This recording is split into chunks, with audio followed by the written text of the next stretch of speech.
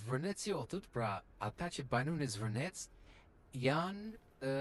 vleh apo rumun, flasin gjuhën vlahe. Përshindje cure prajsa diti se kjo nuk është shkencë eksakte, në përshindje sa është ajo popullat në atë zonë. Ajo popullat e zvërnecit është e gjitha vlehe është rumune, ndërkohë që populata që banon në nërë që janë fshata shumë afër, flasin greqisht ja është fshat greqisht folës. Tani ata ashtu e deklarojnë veten, një qoftë se pastaj ne duam ti histori, një shesh tjetër histori, po për shkak të kësaj ndoshta përfshihet edhe Greqia, por ajo që dua të theksoj Berti është që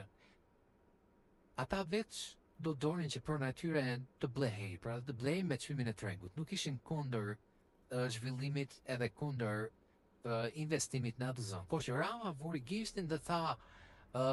pse nuk bëni pyetjen që mediat greke krejt papritur u dyndën që të gjitha për të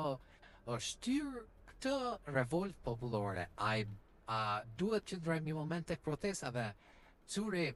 ma ndihmo ta dekryptoj në sot grida vajta vet në Zvërnec.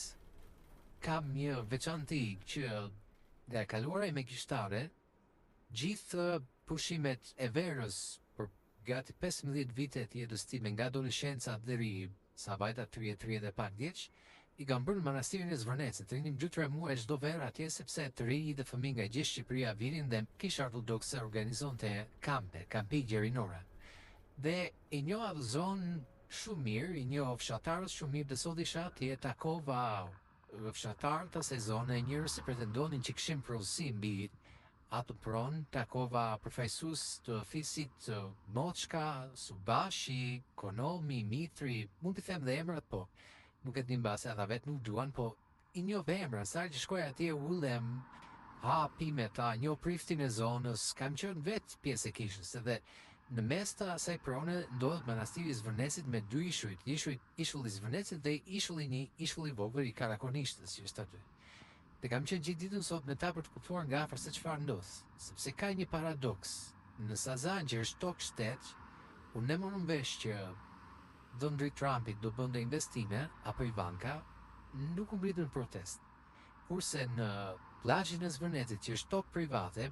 fshatarët e Zvërnecit e pretendojnë atë tokë,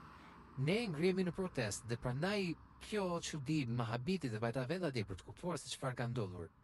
Sepse si mund pretendojmë që shteti mund ta zhvillojë pronën e vet dhe nëse kemi problem, ndërkohë që për pronën shtetërore duhet të ishim më të përfshirë ne, sepse është realisht e jonën. Dhe kur prona është e privatëve, dhe ata, siç më thanë sot, janë dakord për ta zhvilluar pronën e tyre, vetëm se kanë probleme me çështjen e faktit që nuk u njihet pronësia dhe me faktin që nuk kanë marrë legët, pra ata do duan të shpronësohen me çmimet të tregut, këtë më thanë sot të paktën. Dhe kjo është ajo që unë abidhem, sepse ne s'mund të themi private që ti nuk ke të drejtë ta zhvillosh pronën.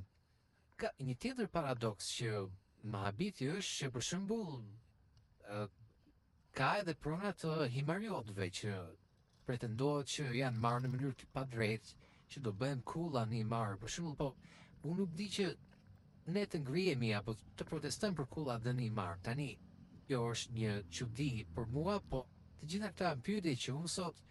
i ngre me teleshikuesi siç i ngrita sot në fshatarët e Zvërnecit, por nuk kam në gjendje t'u jap përgjigje të gjitha pyetjeve sot. Pastaj është histori tjetër, pse përfshihet Greqia apo pse përfshihet Ciprasi